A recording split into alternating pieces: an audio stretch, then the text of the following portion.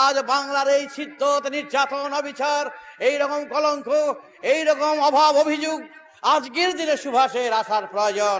তবু কেন সুভাষ গায়ে এড়িয়ে এরকম ভাবে তিনি আড়াল দিয়ে রয়েছেন? কোন স্বার্থে? নিশ্চয়ই তার এমন একটা বৃহৎ কল্পনা নিয়ে তিনি চক্ষু বুঝে বুঝে আছেন, চোখের জলে ঝরঝর করছে এক বিরাট কল্পনা। এই কল্পনাকে বাস্তব রূপ দেওয়ার জন্য তিনি আপ্রাণ চেষ্টা করছেন। সেই পদ্মা নদীর, কৃষ্ণাশা নদীর মতন এশিয়া ব্লক এক হয়ে যাবে, চায়না, রাশিয়ার, ইন্ডিয়া এক ফ্ল্যাগ করবে। এটাই আমি বুঝে এসেছি, আমার ধারণা।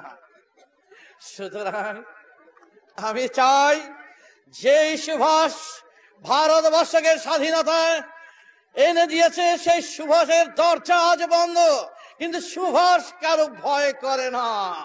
সুভাষের দরজা চুরমার করে ভেঙে আসবে, এটাই আমি বিশ্বাস করি।